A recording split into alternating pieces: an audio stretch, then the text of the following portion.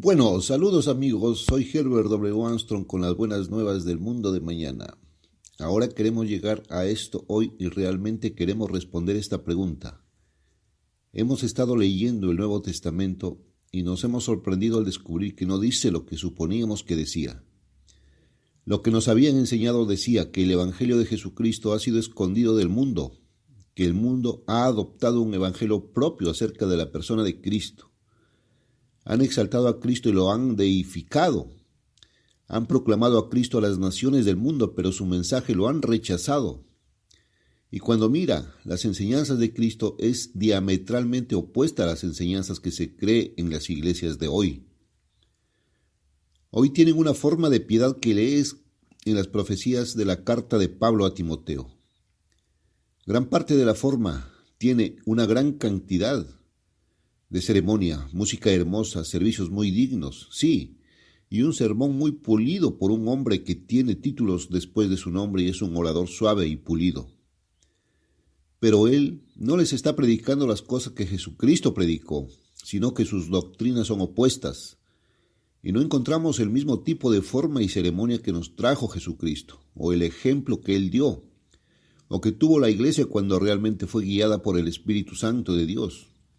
Ya es hora de que soplemos el polvo de nuestras Biblias y comencemos a mirar y ver qué es el Evangelio de Jesucristo y por qué no lo hemos escuchado.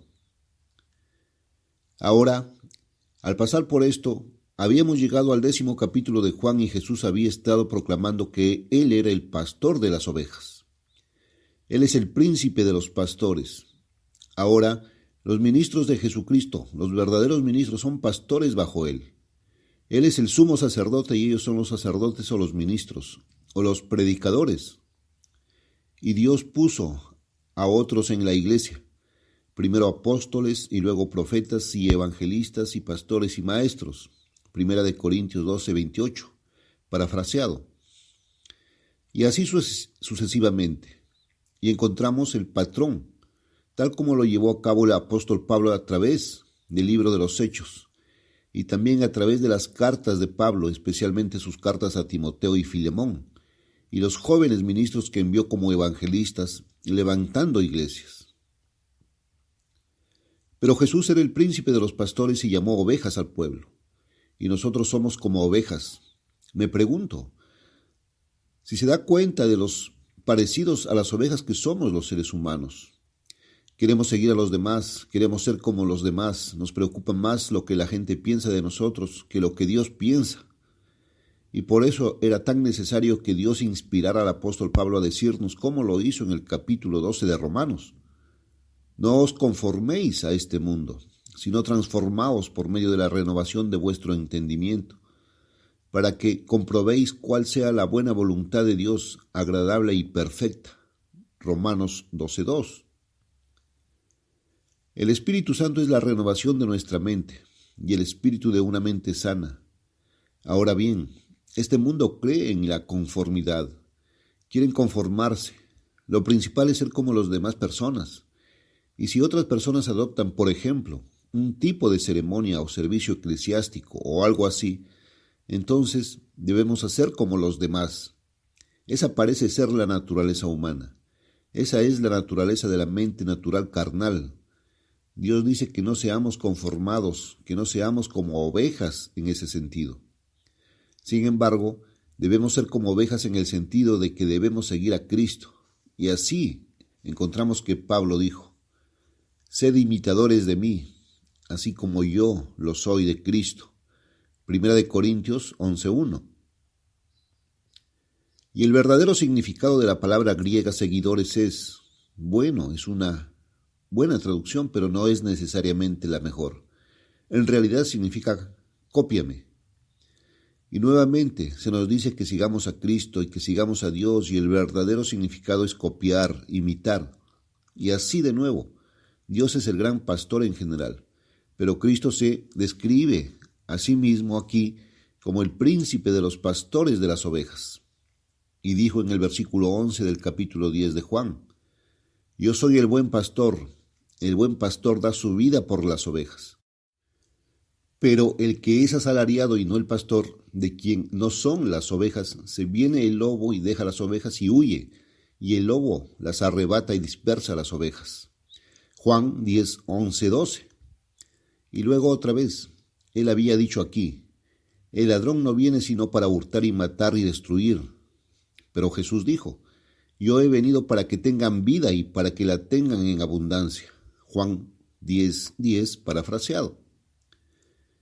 Tenerlo al máximo, y eso significa una vida agradable y satisfactoria. La gente está insatisfecha, inquieta y descontenta hoy y no parece saber qué les pasa. Pero ellos son infelices y nosotros estamos llenos de problemas mentales, miedos y preocupaciones, quiero decir, y cosas por el estilo, y con toda clase de dolores y decepciones y desilusiones e infelicidad. Vidas vacías, estamos llenos de esas cosas. Jesús vino para que tengamos vida en plenitud. Eso significa vida agradable, vida que está llena de interés cada segundo. Vida que es tan interesante, tan placentera que la vivimos al máximo, que la tenemos en abundancia. Ahora les estaba leyendo de la profecía de Ezequiel, de cómo los pastores han resultado falsos y han servido al diablo, el Dios de este mundo, y se han alimentado a sí mismos. Eso es financiera y económicamente, materialmente, en lugar de alimentar a las ovejas como el alimento espiritual, como deberían hacerlo. Ahora, una razón es que el alimento espiritual es realmente la palabra de Dios y debemos comer la palabra y vivir de cada palabra de Dios. Es el alimento espiritual del que debemos vivir y la palabra de Dios es cortante, más cortante que una espada de 2 filos, corta en ambos sentidos. La palabra de Dios es dada por inspiración de Dios. Toda la escritura es inspirada por Dios y útil para corregir, para redarguir, para instruir en justicia, así como para enseñar. Segunda de Timoteo 3:16. Ahora, a la gente simplemente no le gusta ser corregida o reprendida. No hay nada que la gente odie más que eso. No le gusta que le corten con una espada aguda de 2 filos que le va a cortar a un dedo u otro. Pero eso es exactamente lo que hace falta. Y la Biblia lo hace, y por eso a la gente no le gusta. Pero, mis amigos, necesitamos ser corregidos, lo necesitamos porque la forma en que estamos viviendo ha traído todo este vacío y todo este descontento y toda esta angustia y dolor de cabeza y todas las guerras y luchas y confusión en este mundo. Y necesitamos ser corregidos. Este mundo es justo lo que hemos hecho, mis amigos. Y estamos viviendo en un mundo trastornado y caótico, al revés. Es un mundo creado por el hombre y es así porque el hombre lo ha hecho así. Dios no lo hizo.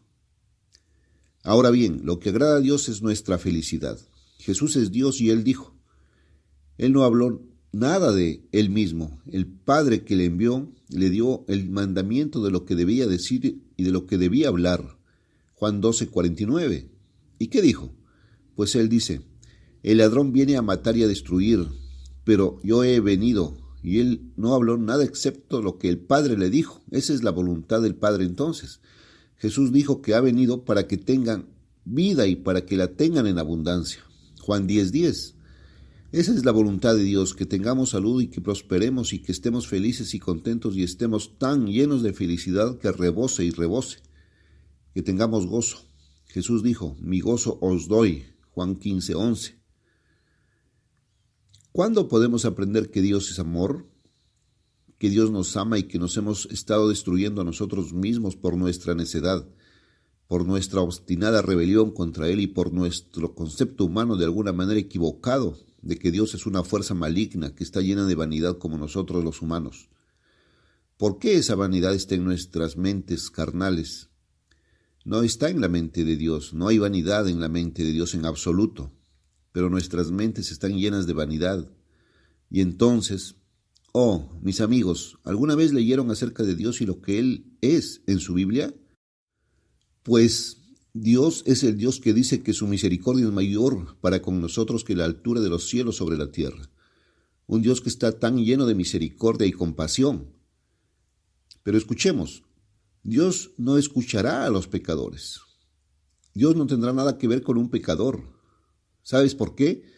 Porque ese pecador está actuando de una manera que no solo lo está destruyendo y haciéndolo sufrir y haciéndolo infeliz, sino que está haciendo infeliz a la gente a su alrededor y haciéndolo sufrir. Y Dios no cree en mimar a ese tipo de cosas. ¿Sabes? Dios no cree en esta psicología moderna de dejar al pequeño Freddy y a la hijita. Solo haz lo que quieras hacer y déjalos ir de acuerdo con esa naturaleza de ellos. Dios conoce la naturaleza en nosotros y sabe que es mala, es engañosa sobre todas las cosas.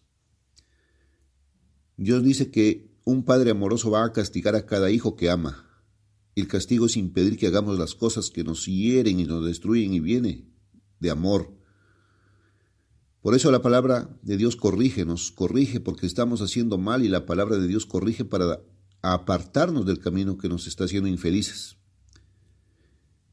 Y nos convierte en el camino que nos dará felicidad y alegría y paz y hará que la vida se llene de todo bien. Pero ya sabemos, pensemos, ¿qué van a decir nuestros vecinos y nuestros amigos y nuestra familia y gente así? ¿Qué dirán? Verán, van por ese camino equivocado, el camino que trae consigo todos los dolores y las angustias, y los dolores y los sufrimientos y todo lo que está mal. Escucha, no son villanos, no están tratando de hacer algo malo. No, creen que lo que hacen es correcto, son buenas personas, son personas sinceras, al menos sienten que son honestos de corazón.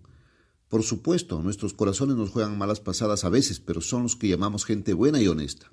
Pero amigos míos, hay camino que al hombre le parece derecho, pero su fin es camino de muerte. Proverbios 16:25. Y esa es la forma en que van. Entonces tenemos tanto miedo de que no aprueben que vayamos por el camino correcto, que incluso será una bendición para ellos y los hará felices. De modo que adquirimos una especie de cobardía y nos volvemos cobardes mentales y espirituales. Tenemos miedo de ¿qué dirá la gente? Y de alguna manera nosotros, simplemente no hemos visto a Dios. ¿Sabe? Creo que en algún momento trataré un mensaje sobre por qué Dios no se ve, por qué es invisible, en otras palabras, por qué Dios se esconde para que no puedas verlo.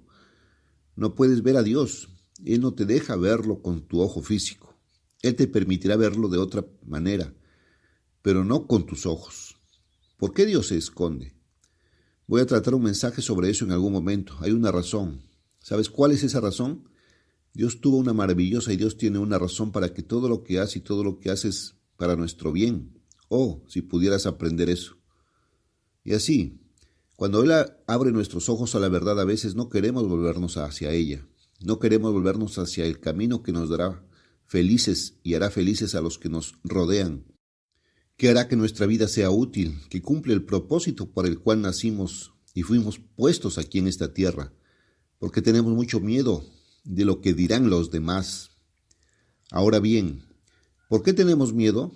No vamos a lastimar a esas otras personas, no, pero es vanidad y pensamos que no podemos con sus miradas, ni sus reproches, ni la posible persecución que pueda venir. Somos tan cobardes que no podemos soportarlo. Ahora, seamos francos y analicémoslo. La naturaleza humana nos juega muchas malas pasadas que no nos detenemos a pensar. ¿Qué es lo que nos hace sentir como nos sentimos y nos motiva a hacer las cosas que hacemos? ¿Por qué nos ponemos como cobardes y huimos de las cosas? Muchos de ustedes están huyendo de Dios en este momento. Tienen miedo de Dios en el sentido de que le tienen miedo, no a Dios en realidad. A lo que le tienen miedo son a tus amigos, a tus antiguos socios en este mundo y lo que dirán y por qué. Porque si tomas el camino correcto, eso los hará sentir miserables y van a preguntarte un poco y fruncir el ceño ante lo que estás haciendo, porque en lugar de admitirlo y hacer lo correcto, ellos mismos tratarán de justificarse a sí mismos. Porque cuando empiezas a darte cuenta de que estás haciendo lo incorrecto, sabes, te hace sentir un poco inferior y estás lleno de vanidad, y todo el mundo lo está, que no les gusta sentirse así. Y quieren subir por encima de eso, y la forma en que lo hacen es tratando de poner a la persona que están haciendo justo debajo de ellos, y luego sienten que se han elevado por encima y cabalgan sobre sus propios pecados. ¿Sabes? No creo que seamos muy brillantes después de todo, ¿verdad? No creo que la mente humana sea tan inteligente como algunas personas piensan, y estoy usando la lengua vernácula. Bueno, ahora habíamos llegado a este versículo 16 donde Jesús dijo: y tengo otras ovejas que no son de este redil, aquellas también debo traer, Ahora fíjense, también debo traer, y oirán mi voz, y habrá un solo rebaño y un solo pastor. Juan 10:16. Amigos míos, eso no sucedió mientras Jesús vivía. Jesucristo fue cortado y crucificado antes de que eso sucediera. Y sin embargo, Él dijo que lo iba a hacer. Dijo que tenía otras ovejas. Ahora, ¿a qué ovejas se está refiriendo? ¿Los judíos? Pero Jesús sí dijo que Él dio su vida por sus ovejas y dijo: tengo otras ovejas que no son de este redil, no del redil judío al que estaba hablando. A estas también debo traer y oirán mi voz y habrá un redil y un pastor. Juan 10:16. Ahora bien, eso no sucedió en su tiempo de vida. Un redil significa que el otro redil de ovejas. Y Él está llamando ovejas al pueblo. El otro redil debe unirse con este redil a quien Él fue enviado. Ahora Jesús vino a los suyos, que era la casa de Judá, los hijos de Judá llamados los judíos, y los suyos no lo recibieron. Juan 1:11. Ahora, ¿a quién dijo que fue enviado y a quién se volvería? La gente piensa, bueno, dijo, he aquí me vuelvo a los gentiles. Oh no, no lo hizo, amigos míos. No dijo nada por el estilo. Ese fue el apóstol Pablo, quien fue el apóstol enviado a los gentiles. Ese fue Pablo que dijo aquello. Pero ¿sabes lo que dijo Jesús? Él dijo: no soy enviado sino a las ovejas perdidas de la casa de Israel. Mateo 15:24. Ahora bien, cuando Jesús había llamado a sus discípulos durante su entrenamiento, cuando los estaba entrenando para ser discípulos, para convertirse en apóstoles, y los envió a una misión de práctica, los comisionó. Y quiero que te des cuenta, si no lo has hecho, ¿a quién los envió? No los envió a los gentiles, pero dijo: por camino de gentiles no vayáis. Mateo 10:5. Déjame ver, eso está tanto en el capítulo 10 de Mateo como en los capítulos 9 y 10 de Lucas, donde también se mencionan los otros 70. Volvamos primero al 10º capítulo de Mateo y quiero que tomen nota de lo que él dijo. Llamó a sus 12 discípulos y luego se dan los nombres de ellos y luego en el versículo 5, esto es, de Mateo 10. A estos 12 envió Jesús y les mandó diciendo: por camino de gentiles no vayáis, y en ciudades samaritanos no entréis. Ahora Samaria había sido la capital de Israel, pero habían sido trasladados de allí 700 años antes de Cristo, y los gentiles la pusieron así que había sido una ciudad gentil por 700 años cuando Jesús dijo eso. Pero él dijo: pero id antes a las ovejas perdidas de la casa de Israel. Mateo 10:5-6. La casa de Israel. Y dijo: no soy enviado sino a la casa de Israel. Mateo 15:24. Ahora les voy a mostrar quién era este otro pliegue. Y primero me gustaría que volvieras conmigo una vez más al capítulo 34 de Ezequiel, donde la palabra del Eterno vino a Ezequiel diciendo: hijo de hombre, profetiza, es decir, predice, contra los pastores de Israel. Y esos son los pastores, los predicadores de Israel. Y diles: así ha dicho el Eterno el Señor a los pastores: ay de los pastores de Israel que se apacientan a sí mismos. ¿No deben los pastores apacentar los rebaños?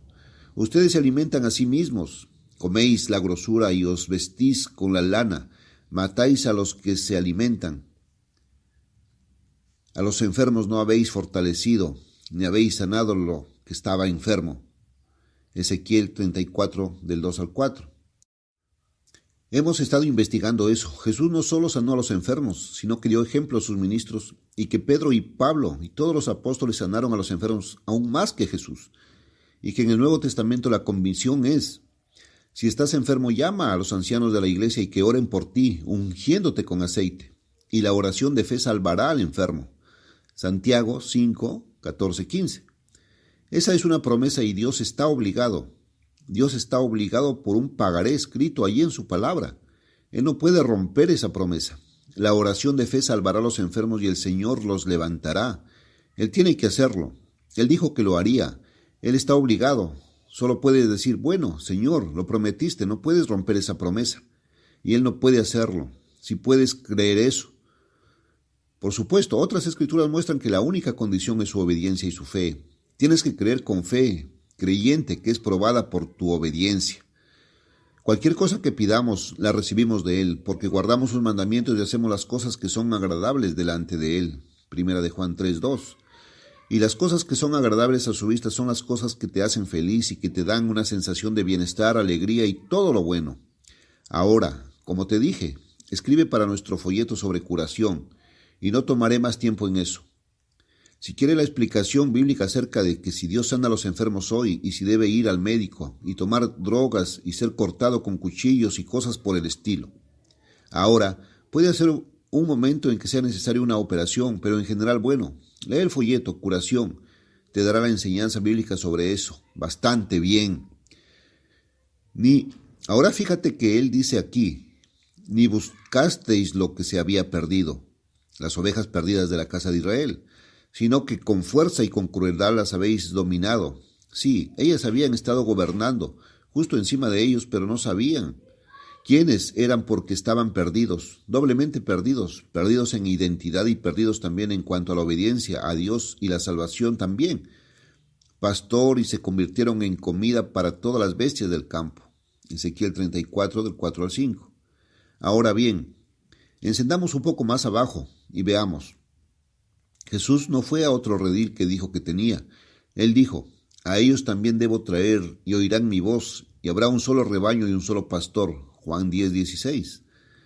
Ahora él no los reunió con los judíos y los hizo un rebaño y un pastor sobre ellos antes de morir. Fue crucificado antes de que eso sucediera, y no ha sucedido desde entonces. Pero Jesús va a completar su obra después de que Él venga otra vez, y Él vendrá en nuestro tiempo, nuestra generación. Ahora, cuando Él venga, ¿qué va a hacer? Bajemos un poco más. El capítulo 34 de Ezequiel, versículo 10. Así dice el Señor, yo estoy en contra de los pastores. Esos son estos predicadores que se han alimentado y que se han interesado en predicar lo que la gente quiere y la gente no quiere oír la ley de Dios. Y entonces ellos lo han abolido en sus propias mentes. Piensan que lo han abolido.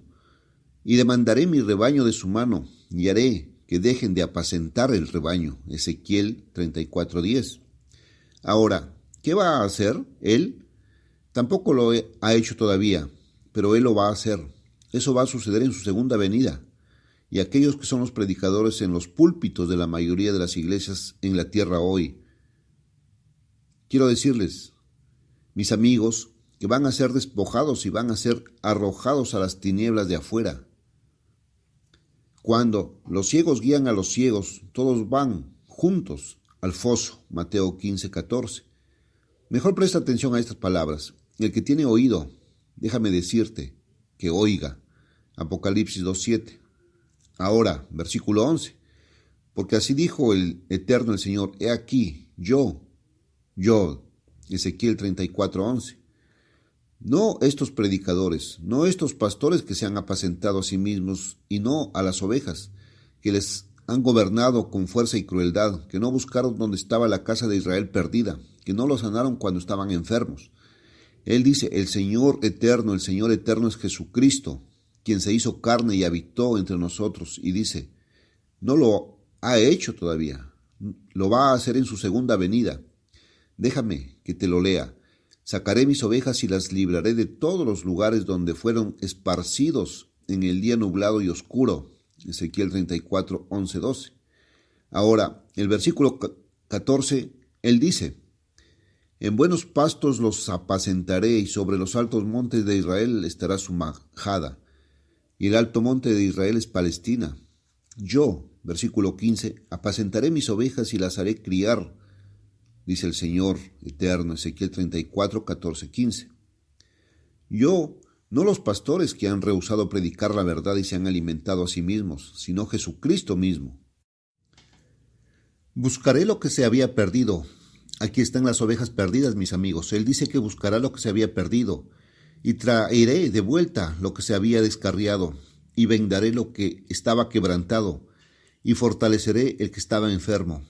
Él curará a los enfermos, se encontrará al Israel perdido, los traerá y hará un solo rebaño de ellos y del pueblo judío juntos. Destruiré a los gordos y a los fuertes, los alimentaré, a esos predicadores, con juicio. Y en cuanto a vosotros, oh ovejas mías, así ha dicho el Eterno el Señor, he aquí, yo juzgo entre ganado, y ganado. Ezequiel 34, 16, 17. ¿Os parece poca cosa haber comido los buenos pastos y pisar con vuestros pies el residuo de vuestros pastos? Y haber bebido de las aguas profundas, pero tenéis que ensuciar el residuo con vuestros pies? En cuanto a mi rebaño, comen lo que vosotros, le está hablando a esos predicadores, esos ministros de nuevo ahora, estos falsos pastores, en cuanto a mi rebaño, comen lo que vosotros habías pisado con vuestros pies, sus sucios pies, y beben lo que habías ensuciado con vuestros pies. Ezequiel 34, 18, 19. Por tanto, así les dice el Señor Eterno: he aquí, yo mismo juzgaré. Y el versículo 22, por tanto, salvaré a mis ovejas y no serán más presa de ellas. Juzgará, Él va a juzgar, y levantaré sobre ellas un pastor, y las hará apacentar a mi siervo David. Ezequiel 34, 20, 22, 23. Resucitado de los muertos en el tiempo de la resurrección. Y yo, el Eterno, Él es el que se hizo Jesucristo, nació de la Virgen y se hizo carne. Él es la palabra de Dios que habló todo en el Antiguo Testamento y dice: seré su Dios y mi siervo David príncipe entre ellos. Yo, el Eterno, he hablado. Ezequiel 34, 24. Y ahí está. Ahora bien, mis amigos, se da cuenta de que eran las 12 tribus de Israel que estaban divididas en dos naciones y que la tribu de Judá formó una nación separada y Benjamín se unió a Judá y la mayor parte de Leví y se convirtieron en la casa de Judá y fueron llamados judíos. Se les dio el sobrenombre de judíos debido a su nombre Judá, y su nombre nacional no era Israel, sino Judá. Y el primer lugar donde se usa el nombre de judíos en toda la Biblia es Segunda de Reyes 16:6. Los judíos estaban en guerra contra Israel, y el aliado de Israel estaba tomando uno de los pueblos de los judíos y llevándose cautivos a los judíos. Oh, mis amigos, Israel había sido expulsado y perdido y llamado las 10 tribus perdidas 700 años antes de Jesús. Él estaba hablando a las ovejas perdidas de la casa de Israel, y si conoces tu Biblia, el término casa de Israel nunca se usa para referirse al pueblo judío de Judá. Son descendientes de Judá, ahora ellos son las 12 tribus de Israel, pero igual que Israel, pero nacionalmente se les llama judíos. A nivel nacional se les llamó la casa de Judá, y a nivel nacional las otras 10 tribus nunca se llamaron judíos, sino que eran la casa de Israel, y se habían separado, y la casa de Israel, como encontramos en la Biblia, incluso habían llegado a hablar otro idioma diferente y a pensar que eran un pueblo gentil y se habían perdido. Y Jesús dijo que ellos eran los que Él traería. Diles: así dice el Señor Eterno: he aquí, yo tomaré el palo de José. Ahora eran las 2 tribus de José, Efraín y Manasés. Tomaré el palo de José, que esté en la mano de Efraín, y las tribus de Israel, sus compañeros, y los pondré con él, sí, con el palo de Judá. Ahí está la nación de Judá, y los haré un solo palo, y serán uno en mi mano. Ezequiel 37, 19. Aquí están los 2 rediles de ovejas que se van a hacer uno solo, Israel en el momento de la segunda venida de Cristo. Y diles: así ha dicho el Señor Eterno: he aquí tomaré a los hijos de Israel de entre las naciones a donde han ido, y ahora creen que son gentiles, llamados la oveja perdida, la casa perdida de Israel, perdido en identidad, y los traeré a su propia tierra, y los haré una nación en la tierra sobre los montes de Israel, y un rey será rey para todos ellos, y no serán más 2 naciones, y nunca más serán divididos en 2 reinos, ni se contaminarán más con sus ídolos y sus abominaciones, y demás. Ellos serán mi pueblo y yo seré su Dios. Y el versículo 24, y mi siervo David será rey sobre ellos, y todos tendrán un solo pastor. Ezequiel 37, 21 al 24. Ahora, rápidamente, justo antes de cerrar, regresa, dice Jesús: yo soy el buen pastor. Juan 10, 11. Él es el príncipe de los pastores. Él va a ser rey de reyes y señor de señores. Pero David será rey sobre Israel y señor sobre ellos y pastor sobre ellos. Y él dice aquí: tengo otras ovejas que no son de este redil. Aquellas también debo traer y oirán mi voz. Y habrá un solo rebaño y un solo pastor. Juan 10, 16. Les he leído estas escrituras de las profecías que muestran cómo y cuándo sucederá. Mis amigos, ahora sabemos que las 10 tribus perdidas de Israel emigraron al noroeste de Asiria y luego se perdieron de vista. Y encontramos que la gente del Imperio Británico, los Estados Unidos y la gente del noroeste de Europa vinieron exactamente del lugar donde se perdió Israel y no saben qué le sucedió antes. Y hay prueba absoluta de que la casa perdida de Israel es el pueblo, la gente blanca de habla inglesa, son los descendientes de José. Hasta mañana. Adiós, amigos.